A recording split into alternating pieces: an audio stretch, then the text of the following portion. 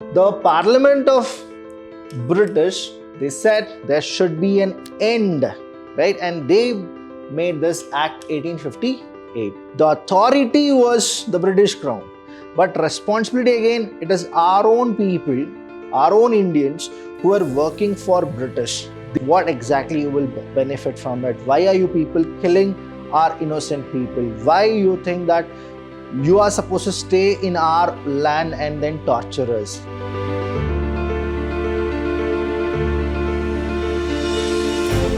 Hello everybody, a warm welcome to one and all. I'm Vidhyaashram from the Department of Commerce and Management in Vidhyaashram First Grade College, the Temple of Excellence. Welcome to the Unit 2, Session 1, and here we're going to learn about constitutional development and philosophy. So let's know what exactly we have now. So here when we go with it, the Government of India Act of 1858. Please do remember what India have gone through in 1857. The first revolt is what they name, but it was not the first revolt. We have revolted from 1600.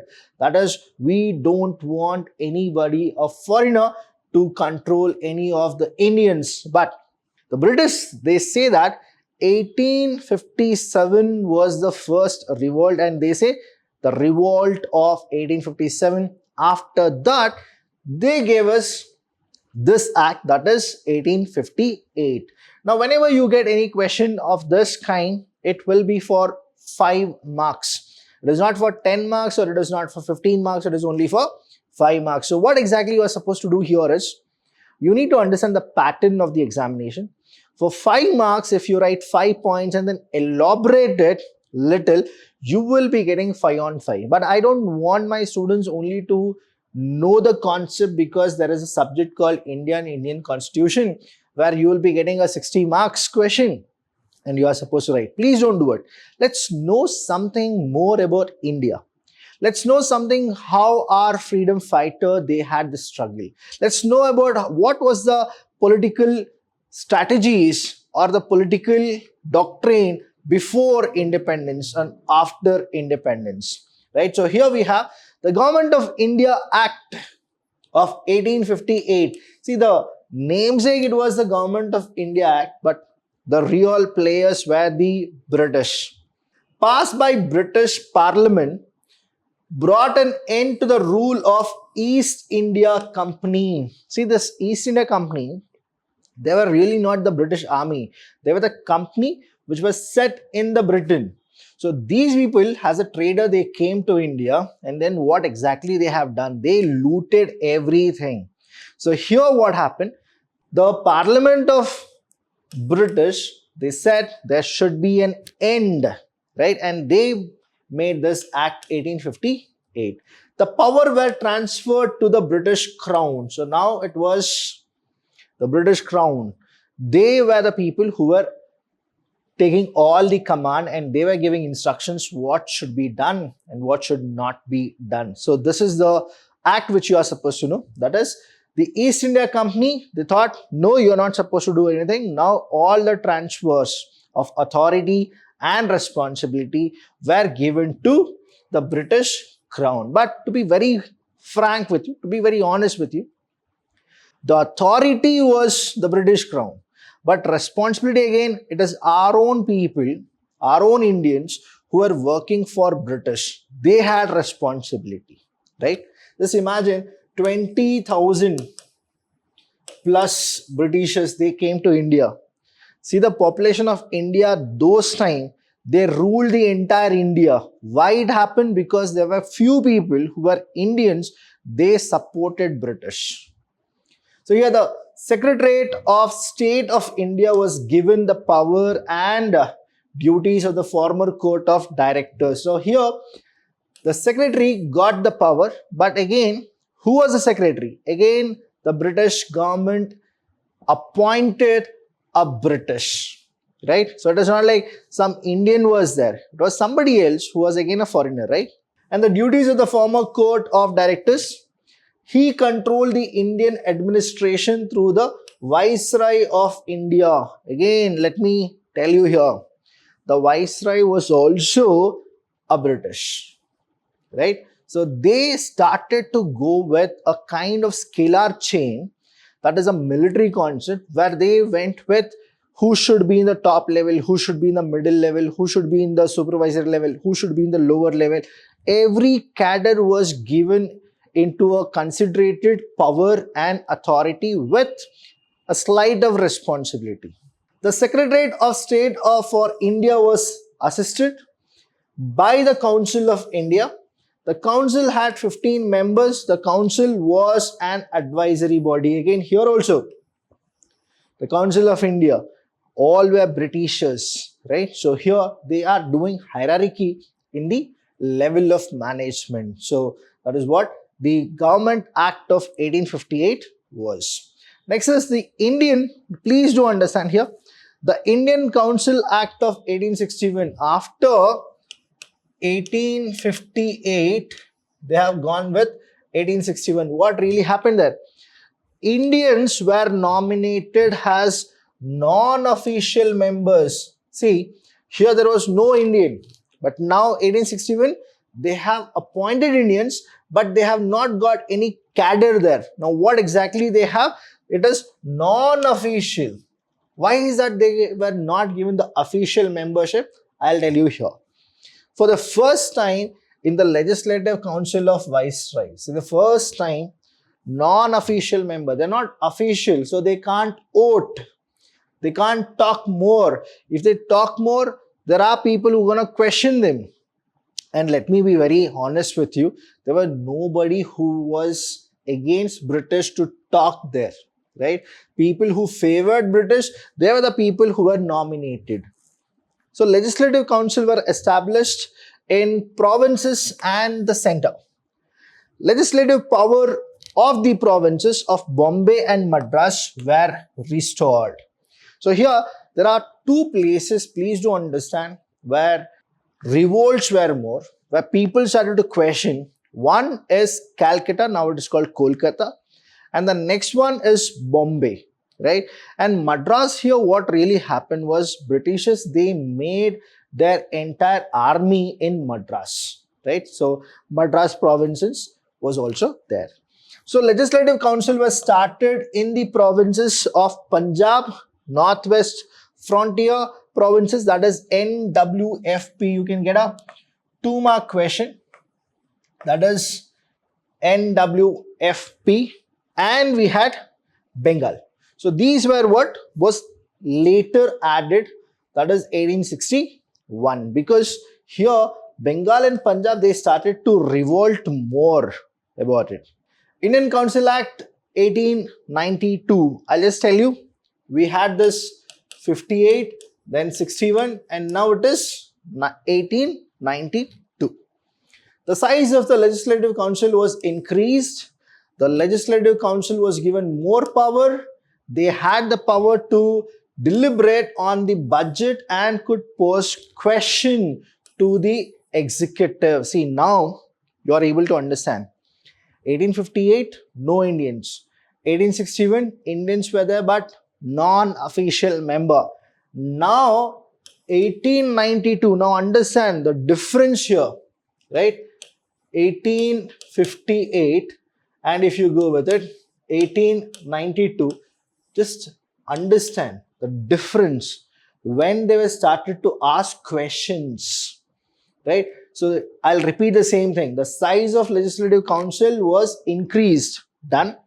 The Legislative Council was given more power, little power were given.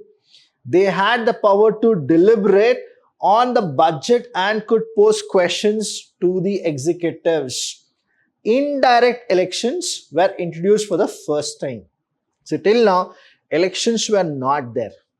It was only appointment by the British government. So anybody who favored British government, they were the people who were non-official member, right?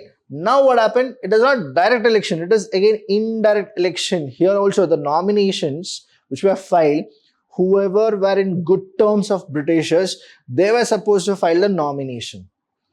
The principle of representation was introduced as per provisions given in the Indian Council Act 1892. That is how the Indian Council Act they gave it. Like that only they were started to do it. So please do understand the criteria here. Next is the Indian Council Act, that is 1909, that is 1909.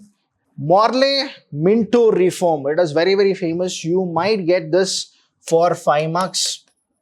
About briefly explain what really happened. So Indian Council Act of 1909 is commonly known as Morley Minto reform. He is a person who started to reform those things. For the first time, direct elections were introduced. See, direct elections were introduced when? 1909 for the Legislative Council. The Central Legislative Council was renamed as the Imperial Legislative Council. They only changed the synonym of center to imperial. The communal representation. Now please do understand, take a glimpse here. The communal representation system was introduced by giving separate electorate. Now here, electorate, if you go with it, it was a system where seats were reserved only for Muslims and only Muslims would be pooled. Now understand what really they have done. That is what the Morley Minto reform is all about. Now, positions were given, that is they gave it only to the Muslims and only Muslims would be pooled. For the first time, Indians were appointed to the Executive Council of Viceroy. See, earlier they were only in the council. Now the Viceroy Council, the first time they gave it in 1909. See, 1909, first time. And they are not doing any favor again. Whoever were very good with the Britishers, they are the people who were appointed. They were appointed for what? For Executive Council of Viceroy. So this is what the Morley reform is all about. Government of Act 1935. Now many things has happened. Many things went tossed here. India started to ask questions, right? The Indians started to ask questions. Why you people are doing all these things? What exactly you will benefit from it? Why are you people killing our innocent people? Why you think that you are supposed to stay in our land and then torture us? Now this act, please do understand how the I&C, Indian National Congress, they supported India to get freedom here. Now this was the longest and last constitutional measure introduced by British rule in India, that is a British India. It was a result of multiple roundtable conference and a report by the Simon Commission. Now you would have heard about this, right? Simon Commission. Many people, they started to protest against Simon and they started to go with a chant saying that Simon, go back. And what really happened, right? Which you all know. Now bicameralism. Now bicameralism means there are two things, right? Bicameralism was introduced in 6 provinces, that is Bengal, Bombay, Madras, Assam, Bihar, United Provinces. Out of 11 provinces, the legislature in the provinces were enlarged. As per the act, the power were divided into federal list, provisional list and concurrent list. And the last one is provincial autonomy was introduced to the provinces by abolishing diarchy. So the meaning of diarchy, say monarchy in the sense 1, right? Diarchy in the sense 2. There were British also, there was Indian also. So that was taken away. Next is Cripps mission. Now, Cripps mission can be a 5 marks question for you people. I've just given you 5 points. It's more than enough if you go with it, right? So here, domination status would be given to India after the Second World War. They said now, Second World War is for sure. Okay, 1942, it is for sure. So you need to support the British. There were 2 teams, Alliance and the Axis power.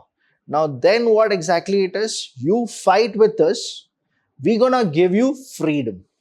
That is what they said. That is, domination status would be given to India afterward the Second World War. Once the Second World War ends, an elected body would be set up in India for framing the Indian constitution.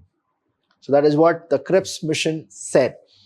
The Indian state would participate in constitutional making body. Almost all the parties and sections in India rejected the proposal given by the Cripps mission. Whatever he said, right? There are so many things what he said actually. That's the reason many of the people, they said Cripps mission should be rejected. Next is Cabinet Mission 1946, that is 1 year early to our independence. The Indian states and British provinces would combine to form Union of India. See, our India is not united by states, it is Union of India. Say when I say USA, United States of America, there are 50 states which came together, they united. That's why it is called United States of America. They have dual citizenship. Whereas Indians, we people have only single citizenship. The reason is it's all about the Union of India. The Constituent Assembly would be established consisting of 389 members.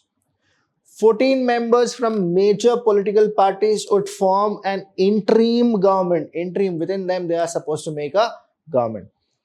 A representative body would be formed named as the Constituent Assembly. Assembly is there. Until the constitution was framed, the Constituent Assembly would act as the dominant legislature. So that is what, until our own constitution, that is Constituent Assembly, with the constitution was framed, it is what? Dominion legislation. Until the constitution was framed, India would be administrated as per Government of India Act 1935, whatever 1935 Act was there, right? That we gonna abide by till they have their own constitution, that is 1946. They'll abide by the 1935 Act. Next is Mountbatten. Now he's a last person, the Britishers who was there here. Mountbatten Plan, that is the Indian Independence Act 1947. British India was partitioned into India and Pakistan with effect from 15th August 1947. Pakistan got independence on 14th of August 1947. Here, whenever I see this, right, British India. The word is what? British India. That was partitioned into India and Pakistan. Don't you feel this actually led to the problem of the Pakistan and India? Who did it? The Britishers. They are actually good with Pakistan also, they are actually good with India also. But who are the people who are suffering? Both the Indians and the Pakistanis. Now please do understand here, because of somebody, we people were fighting. And it continued. Now we are 2024. Still now, if you go with it, there are so many attacks from Pakistan to India. Don't you feel that? The reason? 1947. Who was the person? The Mountbatten. Conferred complete legislative authority to the Constituent Assembly, established government in both provinces and the states. British India was to be partitioned into two dominions, that is the India and Pakistan, which happened. Now 14th of August is when Pakistan got independence, and 15th of August 1947 where we got the independence. See, one of the interview I just saw where the British official, he says this openly. He said, Mountbatten wanted to ask, when do you need independence? So Nehruji was there. He said, whenever you feel like giving it, you just give it to us. Because he was desperate that if he says a date, they will not accept it. So he said, when you want to give, you give it. So he was like, okay, fine. 15th of August, I'm thinking that I'll be giving you. So Nehru said, okay, fine, we will go for it. Now he asked Muhammad Ali Jinnah, say, when do you want independence? And Muhammad Ali Jinnah said, I want a day before India got independence. See here, there also he did not have any clarity, right? And then you need to understand why 15th of August. See, 15th of August, the Second World War is a huge impact in the entire Japanese, that is the Americans, right? They put the first nuclear bomb, that was on 15th of August. That's the reason the 15th of August 1947 was the chosen date by the Britishers, because they wanted entire country to know that 15th August what was the impact, right?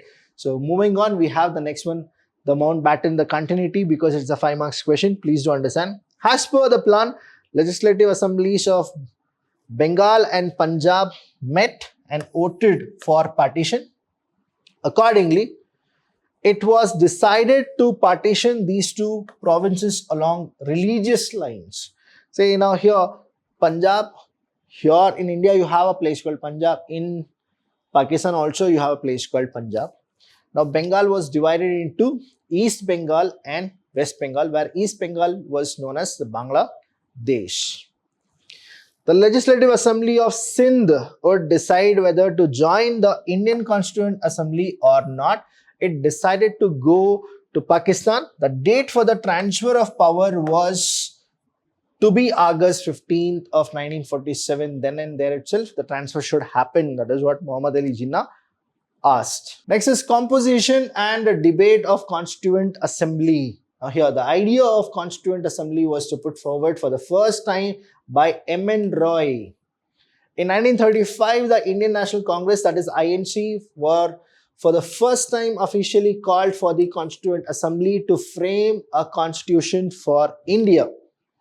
In 1938, Jawaharlal Nehru made this empathetic statement regarding the constituent, that is, the constitution of free India must be framed without outside interference by a constituent assembly elected on the basis of adult franchise. Now here, please understand, Jawaharlal Nehru has contributed too much to the Indian freedom struggle. Now, what exactly his vision were in 1938? Please understand, we are not talking about 2024 or 20. We are talking about 1938, when we never thought that the Britishers gonna give us independence. We have no clue at all. But where his vision was what?